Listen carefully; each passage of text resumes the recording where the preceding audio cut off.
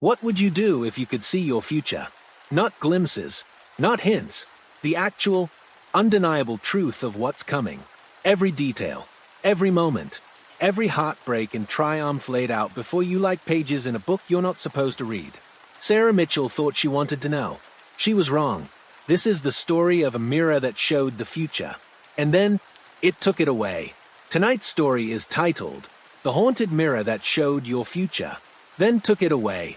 But before you get comfortable, take a moment to like the video and subscribe, but only if you genuinely enjoy what I do here.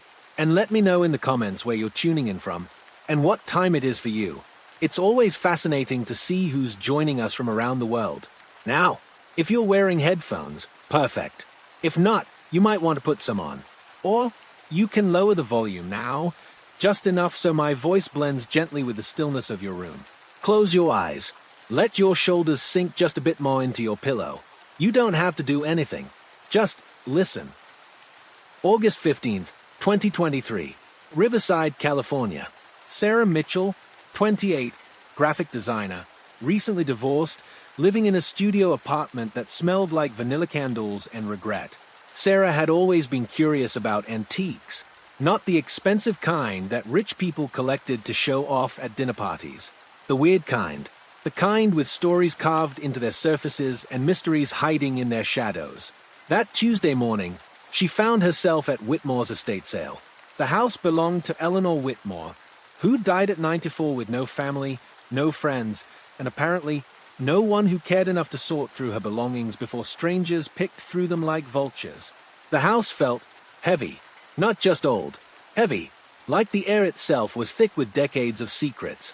Sarah wandered through rooms filled with forgotten lives, china sets that had served Sunday dinners to people now buried in Riverside Cemetery, books with margins full of handwritten notes from someone who would never read again, photographs of weddings and birthdays and Christmas mornings, all of them now just things to be sold. She was about to leave when she saw it. The mirror hung in the back corner of the master bedroom, partially hidden behind a dusty armoire. It wasn't particularly large, maybe 3 feet tall, 2 feet wide. The frame was ornate silver, tarnished black in places, with intricate patterns that seemed to shift when you weren't looking directly at them. But it was the glass that caught her attention. It wasn't like normal mirror glass.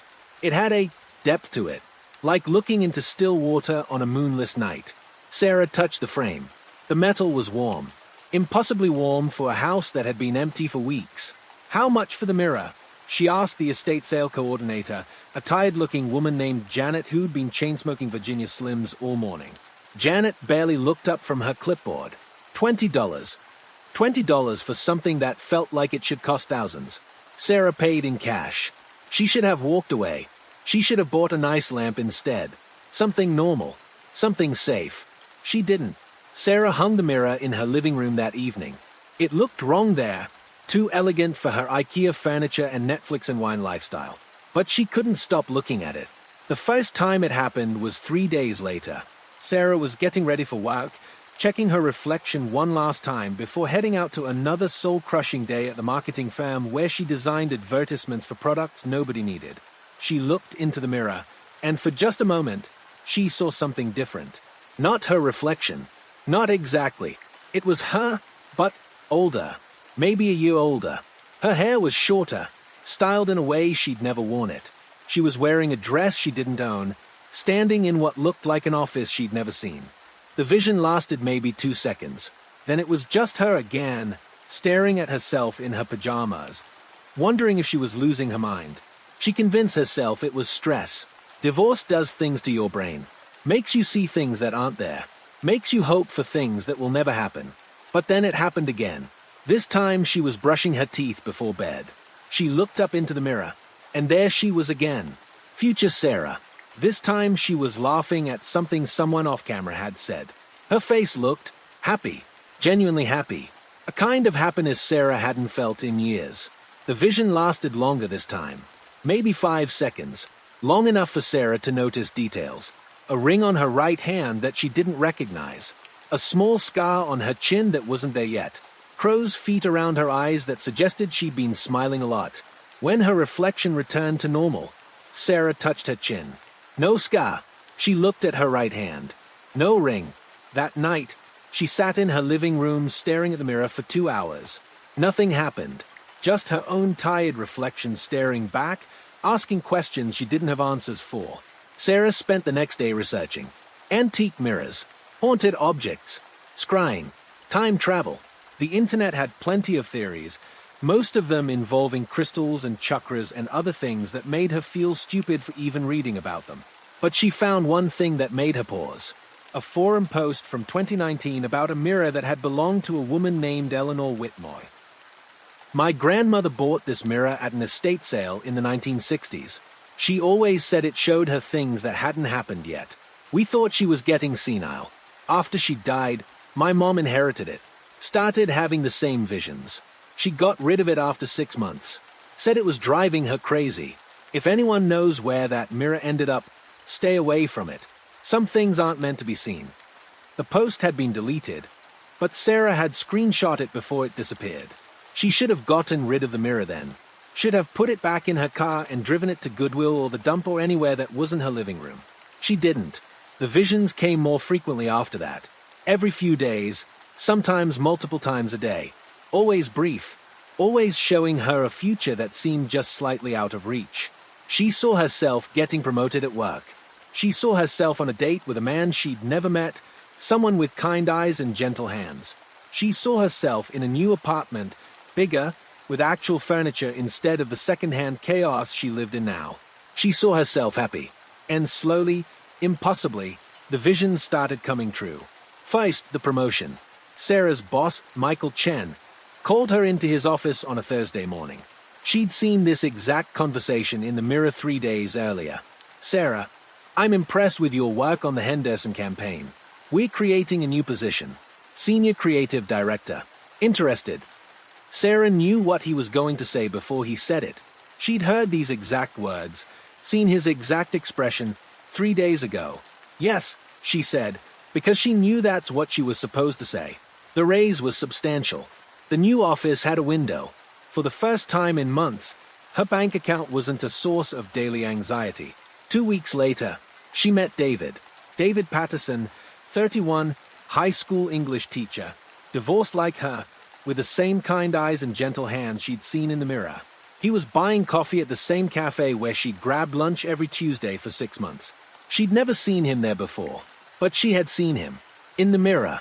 She'd watched herself laugh at his jokes, watched him hold her hand across a dinner table, watched him kiss her goodnight on her doorstep.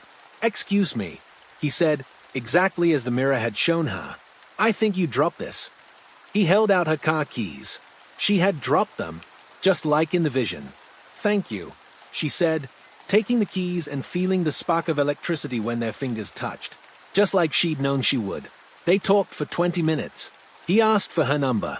She gave it to him, already knowing he would call that evening at 7:43 p.m. and ask her to dinner at Romano's Italian restaurant. He did. The new apartment came next. Sarah hadn't been looking for a new place, but she found herself walking through the Willowbrook complex on a Saturday afternoon, following a path she'd seen herself take in the mirror. Unit 4B, second floor, 2 bedrooms, balcony overlooking the courtyard. The landlord, Mrs. Chen, was showing it to another couple when Sarah arrived. "I'm sorry," Mrs. Chen said.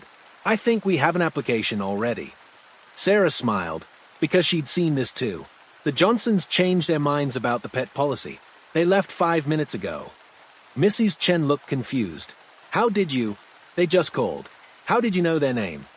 Sarah signed the lease that afternoon. Everything was happening exactly as the mirror had shown her. Her life was improving in ways she'd never imagined possible. She had a career she enjoyed, a relationship that made her feel alive, a home that didn't smell like other people's disappointments. She should have been happy. She wasn't, because the more her visions came true, the more she realized something was wrong. The happiness she'd seen in her future self's face, it wasn't there when she looked in normal mirrors. The laughter, the genuine joy, the sense of contentment, none of it was real. She was living the life the mirror had shown her, but she wasn't feeling it. It was like watching a movie of someone else's life, someone who looked exactly like her but wasn't her. David was perfect, exactly as perfect as the mirror had shown her. He brought her flowers on Fridays, cooked dinner on Sundays, listened to her complain about work without trying to fix everything. He was everything she'd thought she wanted. But when he kissed her, she felt nothing. When he told her he loved her, the words bounced off her like rain on glass. She said the words back because she'd seen herself say them, but they felt hollow in her mouth. The promotion came with responsibilities she didn't want and pressure she couldn't handle. The apartment was beautiful and empty, like a showroom no one was supposed to actually live in. Sarah started avoiding the mirror. She'd brush her teeth in the kitchen sink, change clothes in her bedroom with the lights off. But she couldn't stop looking eventually. The mirror drew her back, always, and the visions kept coming. But now they were different. She saw herself and David getting engaged. The proposal was romantic and perfectly planned. Exactly the kind of gesture she'd dreamed about when she was married to her ex-husband who couldn't remember her birthday. She saw herself saying yes. She saw herself happy. But watching the vision, she felt sick. The engagement ring was beautiful, but it looked like a shackle. David's smile was loving, but it felt like a cage. She saw herself at the wedding. White dress, perfect flowers, friends and family celebrating. Her reflection in the mirror looked radiant, but her eyes were empty. Sarah tried to break the pattern. When David mentioned wanting to take their relationship to the next level, she changed the subject. When he suggested they look at rings, she said she wasn't ready. But the mirror kept showing her the engagement. The same restaurant, the same ring, the same hollow smile on her face as she said yes to a future that felt like a prison. She tried covering the mirror with a sheet, but she could still feel it watching her. She tried turning it toward the wall, but she'd wake up in the morning and find it facing out again. She tried not looking at it, but her eyes were drawn to it like metal to a magnet. And every time she looked, she saw more of a future she didn't want but couldn't seem to escape. The wedding, the house in the suburbs, the children she'd carry but not feel connected to. The decades of perfect, empty happiness stretching out ahead of her like a life sentence. She saw herself at 40, 50, 60, always smiling, never feeling. And she began to understand. The mirror wasn't showing her the future. It was creating it. Sarah started researching Eleanor Whitmore. Not just online, but real research. Death certificates, property records, newspaper archives. Eleanor had bought the mirror in 1962 from an estate sale in San Francisco. Before that, it had belonged to a woman named Margaret Hastings, who died in 1961 after throwing herself from a Golden Gate Bridge. Margaret had left a note. Just one line, "I can't live a life that isn't mine." Before Margaret, the mirror had belonged to Rose Caldwell, who died in 1958. Before Rose, it was Helen Morrison, who died in 1955. The pattern went back decades. Women who'd owned the mirror, women who'd seen their futures, women who'd died. All of them had died the same way. All of them had left similar notes. Sarah found Eleanor's journal in a box of papers that had been donated to the Riverside Historical Society. The entries were dated from 1962 to just weeks before Eleanor's death. March 15, 1962. The mirror shows me things. Beautiful things. A husband who loves me. Children who respect me. A life worth living. June 3, 1962. Everything is happening just as I saw it. Thomas proposed exactly as the mirror showed me. I should be happy. Why am I not happy? December 12, 1963. The children are beautiful. The house is perfect. Thomas is everything I wanted. But I feel like I'm watching someone else's life. Like I'm trapped behind glass, looking out at a world I can't touch. January 8, 1975. 23 years. 23 years of living a life the mirror chose for me. I can't take it anymore, but I can't break free either. Every time I try to change course, I find myself back on the path it showed me. It's like the future is a railroad track, and I'm tied to it, heading toward a destination I never chose. August 2nd, 2023. I'm dying. The mirror shows me my death. Peaceful. In my sleep. Surrounded by family who love me but don't know me. I've lived 94 years of someone else's life. I won't let it claim another victim. I'm getting rid of it. Maybe the next person will be stronger than I was. Eleanor had died 3 days after that final entry. Heart attack in her sleep. Peaceful. Just as the mirror had shown her. Sarah understood now. The mirror didn't show the future. It stole it. It showed you a life, and then it made you live it, whether you wanted to or not. She had to break the pattern. She had to do something the mirror hadn't shown her. But every time she tried, she found herself pulled back into the visions. When she decided to break up with David, she'd find herself kissing him instead. When she planned to quit her job, she'd end up accepting more responsibilities. It was like being a passenger in her own life. The engagement happened on a Tuesday. David took her to Romano's, just like the mirror had shown her. He ordered her favorite wine, made small talk about work, then got down on one knee at exactly 8:23 p.m. Sarah Michelle Mitchell, he said, using her full name just like in the vision. Will you marry me? The ring was perfect. The moment was perfect. Everyone in the restaurant was watching, smiling, waiting for her answer. Sarah opened her mouth to say no. She wanted to say no. She tried to say no. Yes, came out instead. The restaurant erupted in applause. David slipped the ring onto her finger. It fit perfectly, just like she'd known it would. She smiled and kissed him and accepted congratulations from strangers, and through it all, she felt like she was drowning. That night, Sarah sat in front of the mirror for hours. She stared at her reflection, the engagement ring catching the light, and waited for more visions. They came. The wedding planning, the ceremony, the honeymoon in Italy, the house with the white picket fence, the first child, a boy named James, the second child, a girl named Emma. Years of perfect, hollow happiness, decades of living someone else's dream. And at the end of it all, she saw her own death. Peaceful, in her sleep, at the age of 94, just like Eleanor. She saw David crying at her funeral. She saw her children, grown and successful, mourning a woman they'd never really known. She saw them cleaning out her house, finding the mirror, and one of them, Emma, now 55, taking it home. The cycle would continue. Sarah realized she had a choice to make. She could live the life the mirror had chosen for her, hollow and empty but safe. Or she could do what Margaret Hastings and the others had done. She could end it, but ending it would just pass the mirror on to someone else. Someone who would see their future and lose their free will. Someone who would live and die as a puppet. Sarah had a third option, but it would mean giving up everything the mirror had shown her. Everything she'd thought she wanted. She looked at her reflection one more time. Future Sarah stared back, trapped behind the glass, mouthing a single word, please. Sarah stood up and walked to her kitchen. She opened the drawer where she kept her tools and pulled out a hammer.